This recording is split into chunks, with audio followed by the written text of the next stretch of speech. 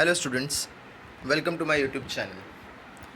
In today's video, we are going to learn the first poem of 9th standard English Maharashtra board.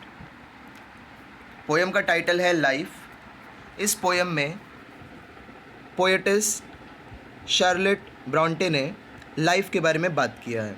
उन्होंने हमारी कैसी attitude होनी चाहिए life की तरफ और हम कैसे लाइफ को हमें देखने चाहिए, ये उन्होंने अपने कुछ व्यूज़ बताए हैं। Students, let us start from the warming up section.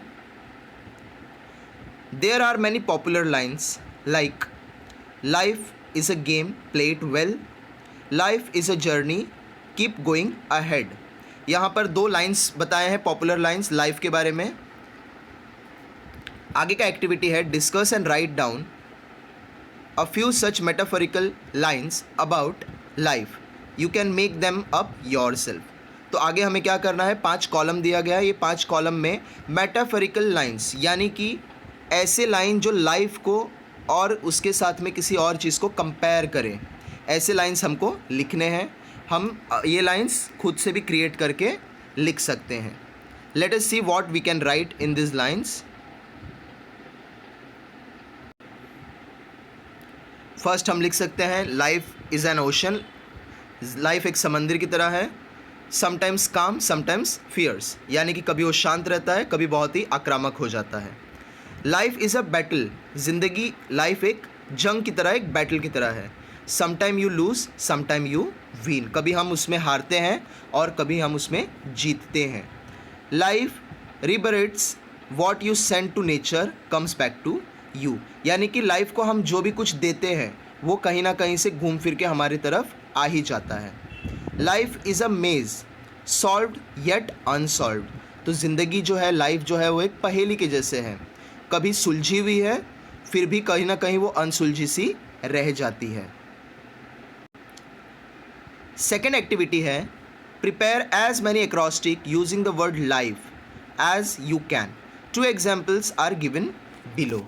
So students, acrostic जो होता है it is a poetic creation जिसमें हम किसी भी वर्ड को कुछ इस तरीके से लिखते हैं एंड उससे जो भी रिलेटेड एडजेक्टिव्स होते हैं या जो भी रिलेटेड वर्ड्स हमें एक्सप्रेस करना है हम उसको लिखकर एक शॉर्ट पोएम टाइप का बनाते हैं। जैसे 2 एग्जाम्पल यहाँ दिया है, life live in freedom ever, live in freedom ever, liberty integrity fraternity equality.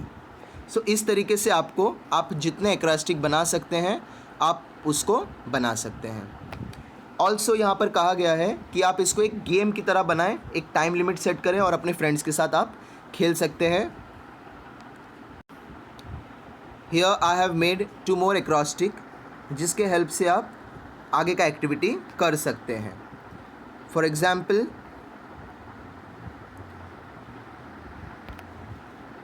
Love, inspiration, friendship, enjoyment, lesson. Enjoyment second acrostic आप बना सकते हैं, lesson, internet, fulfilment, eternal. Okay, so this way you can make as many acrostic as you can. Third activity है listen carefully and write the word in the appropriate column.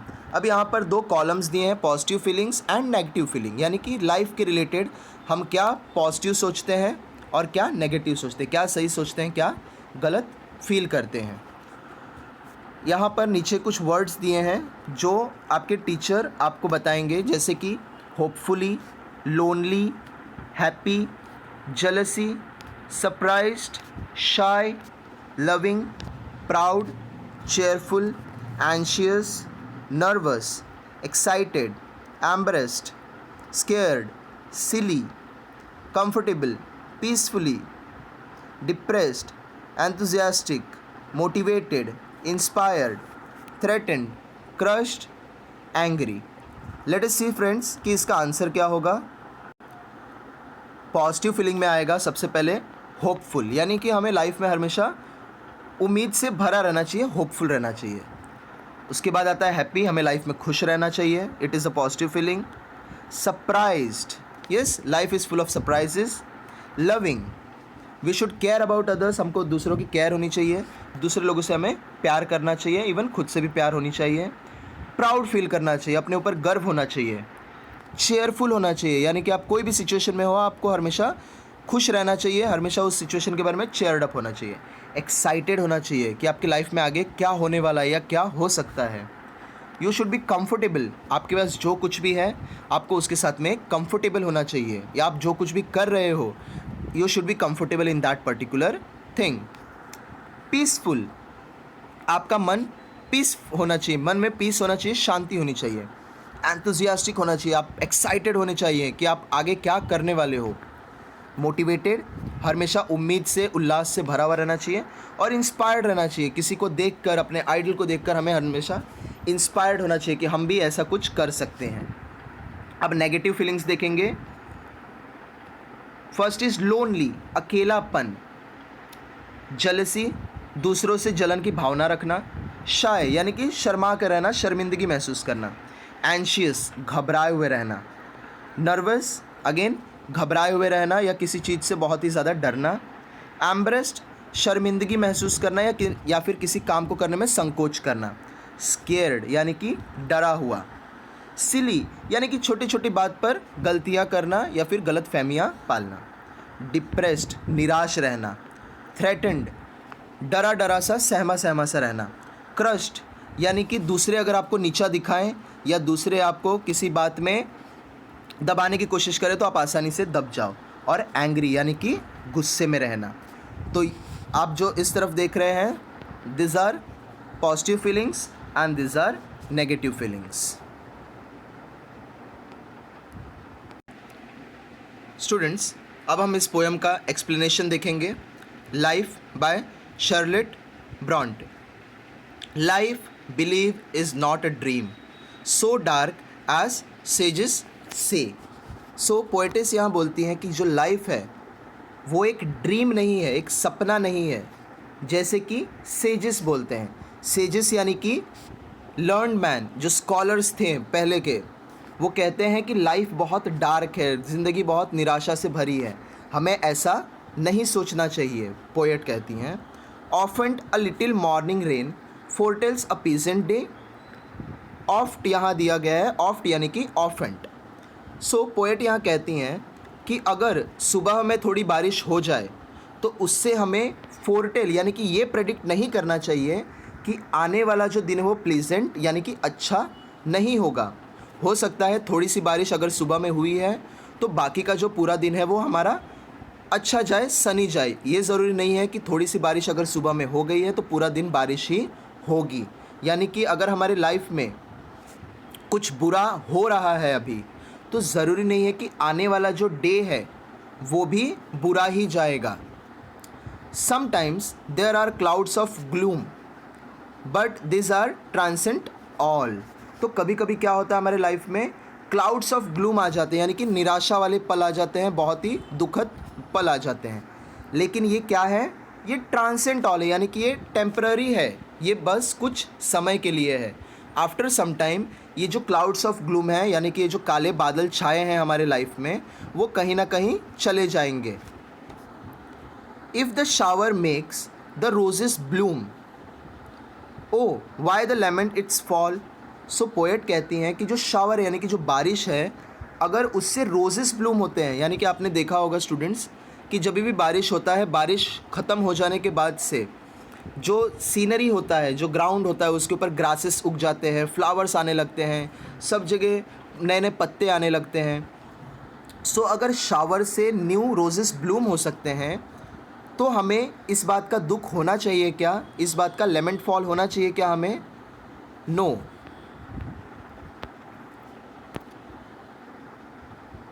Rapidly merrily life's sunny hours flit by. So poet बोलती हैं कि rapidly यानी कि बहुत जल्दी और बहुत ही आसानी से लाइफ के जो सनी आवर्स होते हैं यानी कि अच्छे जो पल होते हैं वो फ्लिंट हो जाते हैं। फ्लिंट होना यानी कि पास हो जाते हैं, चले जाते हैं। Gratefully cheerily enjoy them as they fly. So life के जो अच्छे सनी आवर्स हैं, अच्छे जो पल हैं, अच्छा जो टाइम है वो फ्लिंट हो जाए यानी कि चला जाए, उससे पहले हमें लाइफ को क्या करना चाहिए? एन्जॉय करना चाहिए before it flies. What though death at times steps in and call our best away. So poet यहाँ हमसे सवाल कर रही हैं कि क्या होगा अगर हमारे लाइफ में डेथ कभी आ जाए और हमारे बेस्ट को, यानी कि जो भी हमारा बेस्ट पर्सन है, जो भी हम जिसे हम बहुत ज़्यादा फॉलो करते हैं, बहुत ज़्यादा मानते हैं, उस पर्सन को कॉल कर ले जाए, यानी कि लेकर चला जाए। What though sorrow seems to win over a hope of heavy sway. So poet बोलती हैं कि क्या होगा अगर जो सॉरो है, यानी कि जो निराशा है, जो दुख है, वो जीतने लगे ओवर अ हैवी स्वे, यानी कि हमारे लाइफ में बहुत बड़ा इन्फ्लुएंस कर जाए, हमारे लाइफ को बहुत ज़्यादा निराश कर जाए।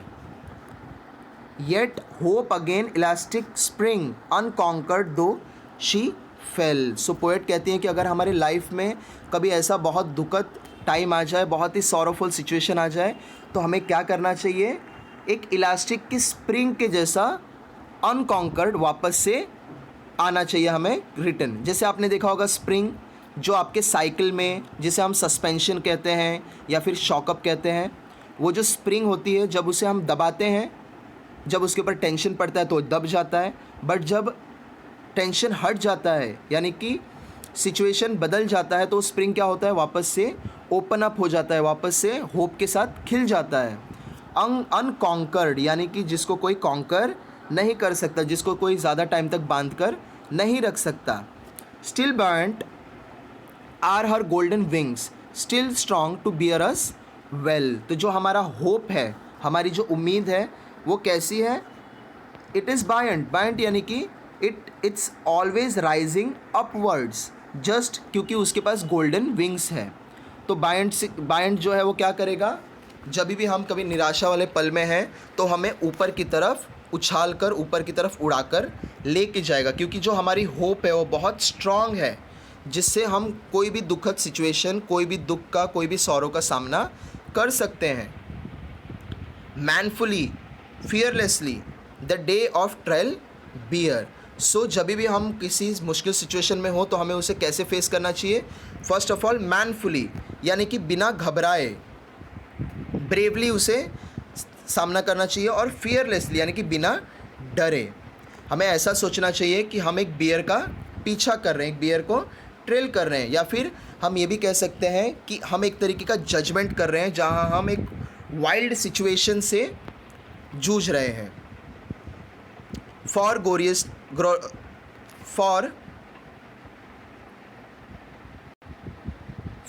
Gloriously victoriously can courage quell disappear.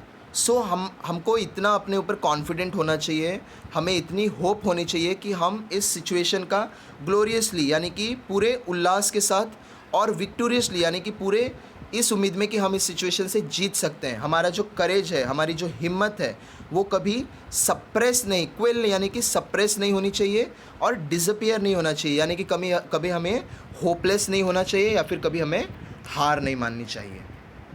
So friends, this was the explanation of the poem life. I hope you like the video. अगर आपको वीडियो पसंद आया तो प्लीज़ लाइक करिए, चैनल को सब्सक्राइब करिए, एंड कमेंट सेक्शन में जाके आप हमें बताइए कि आगे आपको इस तरीके के और वीडियोस आप कैसे होप करते हैं, या आपको इस वीडियोस में क्या चेंजेस चाहिए। Thank you. जय हिंद।